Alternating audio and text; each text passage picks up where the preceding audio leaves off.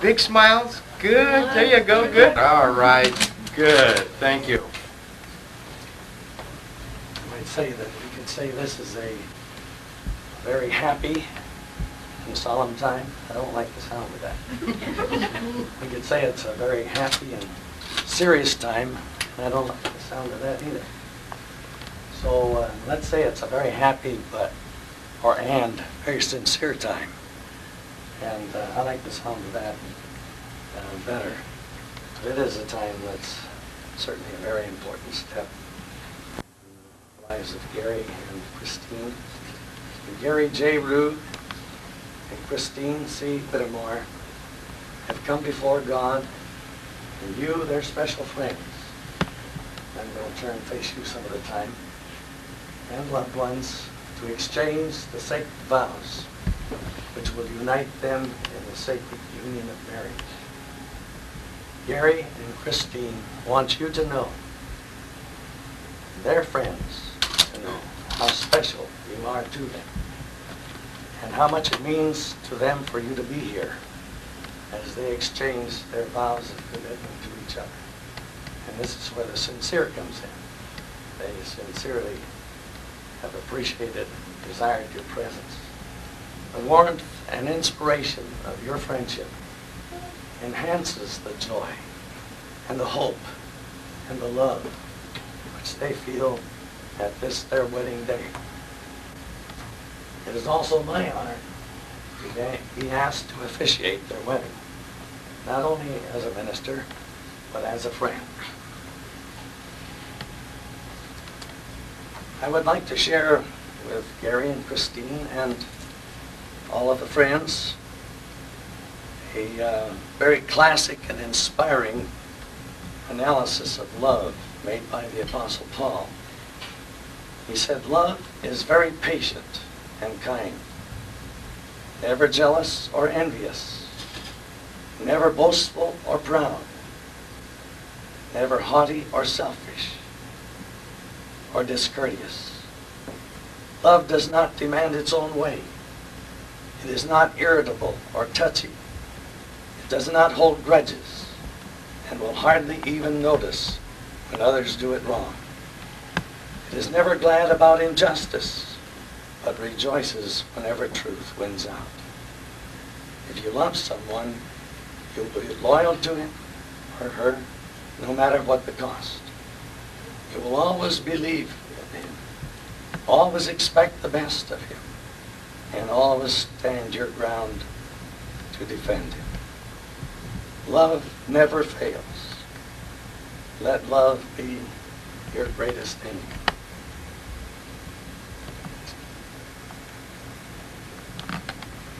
I'm sure quite a few of us are aware that in business management, an important element is goal setting. In life, the most important and rewarding element is making this love which we have read about, in all of its brilliant facets, one of the greatest aims, our highest goal. It seems such a high goal that there might be a tendency just to kind of write it off and say that's too high a standard for me to reach. But it isn't a standard that we reach in one jump. It's a standard that we seek to attain to. And so each day we have this goal before us. And with desire and determination and solicitation, with the help of God, one will grow toward perfection in love. As Dr. Henry Drummond terms it, love is the greatest thing in the world. Gary, will you receive Christine into your heart and life to love, honor, and respect her, to be sensitive to her needs and to her feelings, and considering them before your own rights? Will you sincerely commit yourself before God to thoughtfully care for her in sickness and in health, and forsaking all others, devote yourself entirely to her as long as your life together shall be? I will. When a man gives himself in unselfish love to his wife, does everything possible to enable her to reach her highest potential as a person in her own right, he does himself a favor, for he will make her to respond with respect and honor, admiration, and deep affection for him.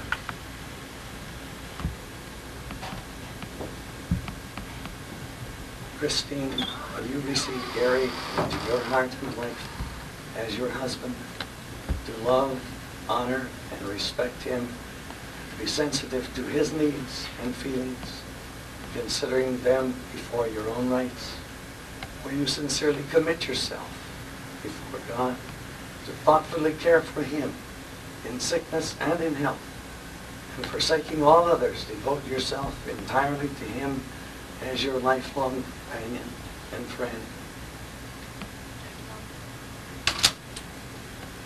When a woman honors and respects her husband, she inspires and enables him to fulfill his responsibilities as a husband and to experience rich fulfillment in his life.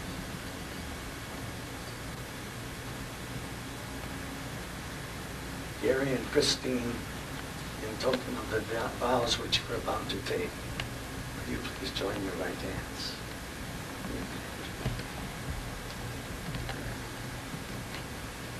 And Gary, I would ask you to please repeat the words of this vow after me.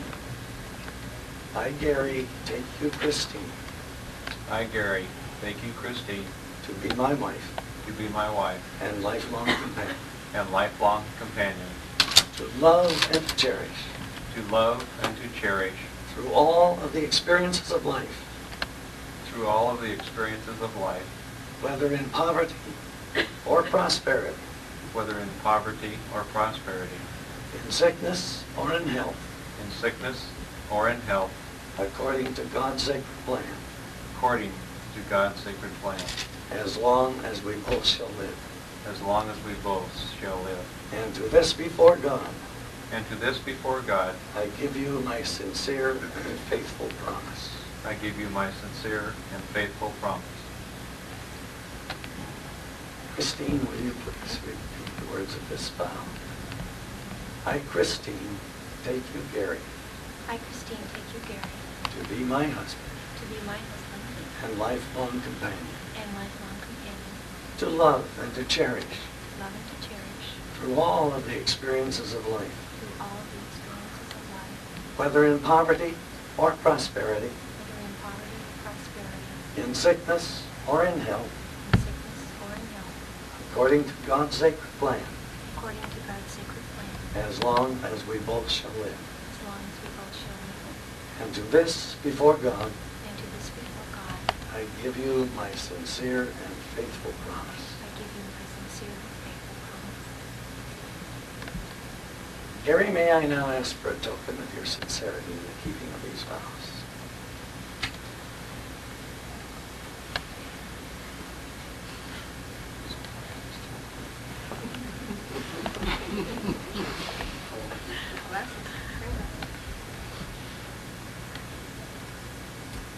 This ring, you could say many things about it, but it's very shaped. It speaks to us of continuing, everlasting, co-end. So, Gary, I would ask you to please place this upon the third finger of Christine's left hand.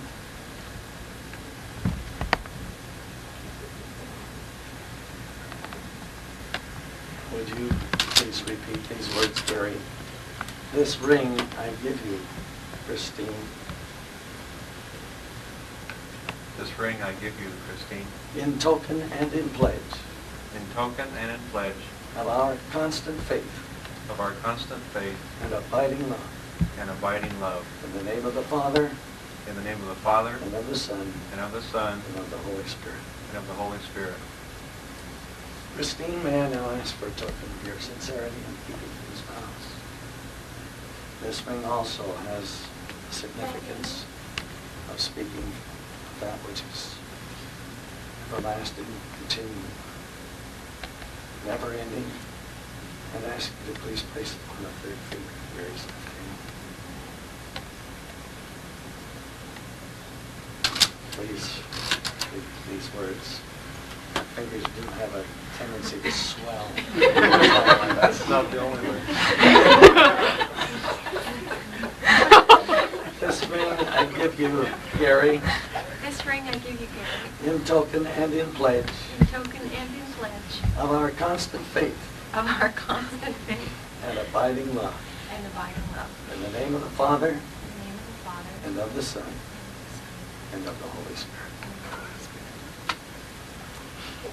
For as much as Gary and Christine have committed themselves to each other in the sacred union of marriage and have witnessed the same before God, and you with this company of friends, and thereto have given and pledged their faithfulness each to the other, and have declared the same by the giving and receiving of rings, as a minister of God, and in accordance with the laws of the state of Oregon, I pronounce that they are lawfully married, husband and wife.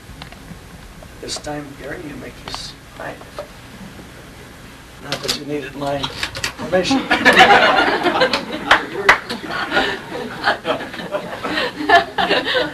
Now we're going to ask the bride and groom and the best man and matron of honor to sign the certificates. Step over this way.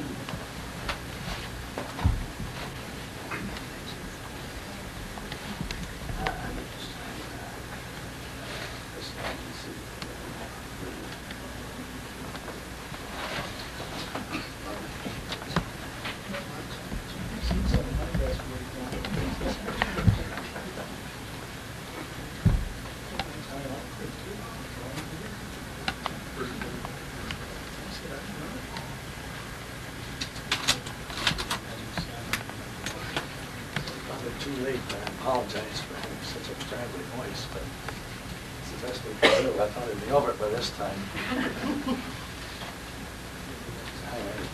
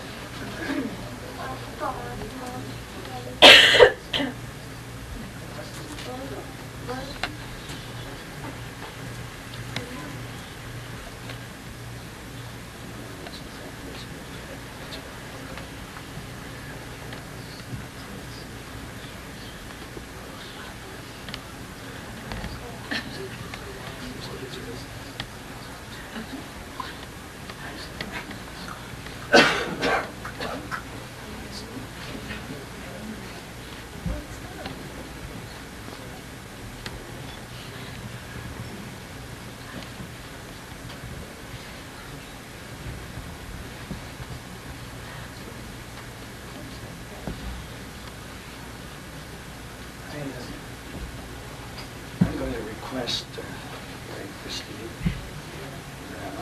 I'll send this in, of course, to hold this one. I'd like to have it see very tight. photographs, so for the record. And, so I'll give it to you. You want it?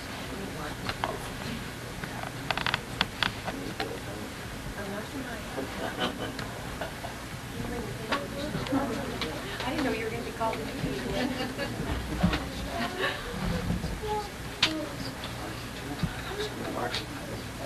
Mary would like to make remarks at this time. Excuse me.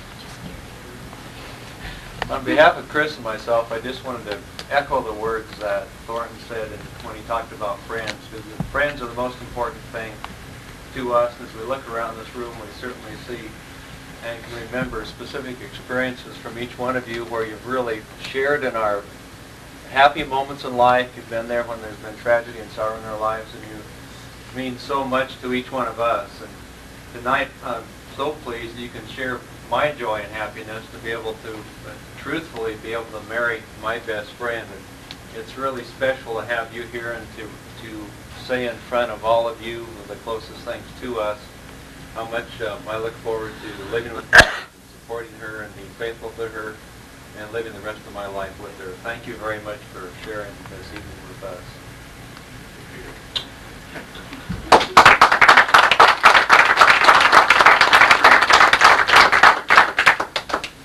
I'm going to present the certificate of marriage to them, then I'm going to take it back. But it's my privilege to present this certificate to you, Gary and Christine. And it's my privilege to also to present to you now Mr. and Mrs. Gary Rood.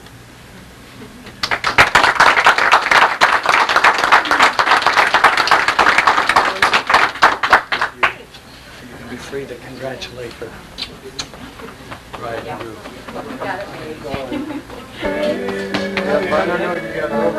Well, from what she tells me, why, this should do it. He deserves it, right? Good boy. Have fun?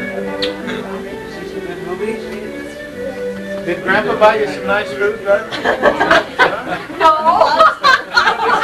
No cake. No cake. Yeah, they just think the men off your bed. Those are bumps. Those are rhinestones. Left the wrapper on one other bed. Well, I don't know. Did my wife go? Do you know, or did she find a room here? Well, to tell you the truth, I really With don't somebody? know. I gave her one of my keys. Did I tell you anything?